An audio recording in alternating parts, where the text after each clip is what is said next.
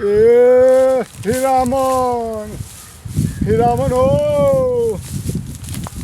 ए हीरामन हो काका का चिल्ला तड़ाए मर्द। अरे मर्दवा तू नहीं तुह के चिल्लाई लौकता हम परेशान बानी है त नहीं हो। कहले मान के नहीं का बात बचे है बताओ हम तो बाहर अरे, नहीं, हम का जानता नहीं यही से न तुह के बोलावता नहीं हाँ।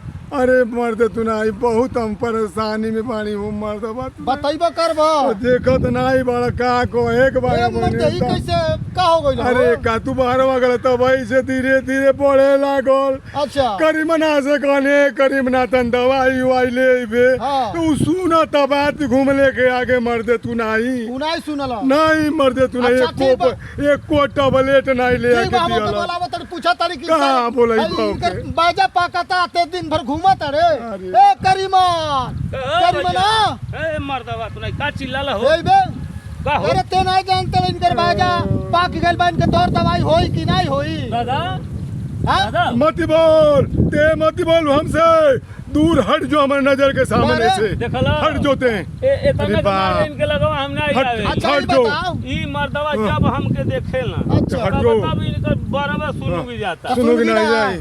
जब इनके तू जानबा हइये ना एको पैसा के दवाई ले बा ऊ हइये ना नहीं जब कुछ बताई है तब न जाना तो इन सब ऐसे बता अरे मर दे तू नहीं ऐसे भेटाला हमसे दिन रात घूम मेला अच्छा छोड़ा जाए राती का हमार कमर ये दर्द बताओ। करेले ते स्मार्ट कार्ड बनवाले बड़े स्मार्ट कार्ड हां इनकर का होई ए बुर्बक ते नहीं जानता रे हाँ। ऊपर सरकार 5 लाख के दवाई करत या फ्री में ओ ए मर्दे जान तड़ा भैया हाँ।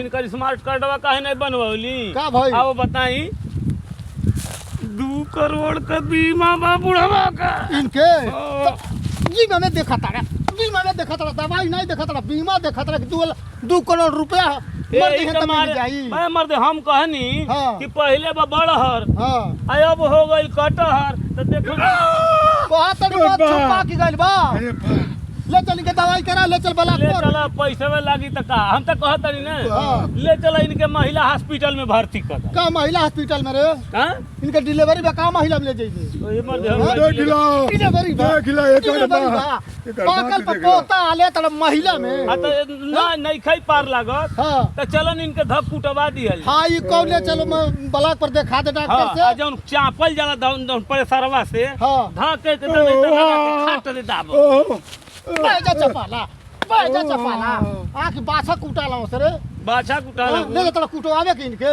चल भाग भाग तू ही ले जा दवाई कराव भाग, भाग। मर्दे तू नहीं ले जा तेरा दवाई करा के गांड फाटा तले तेरा बाछा खन कुटवावे ये भैया मन के कॉमेडी आईपीएस है पर से ज्यादा फॉलो करो लोगन आ फॉलो रहे कर तो लोगन आ मन से जवन गलती सही होता है गलती सही के माफ करो जय हिंद जय भारत।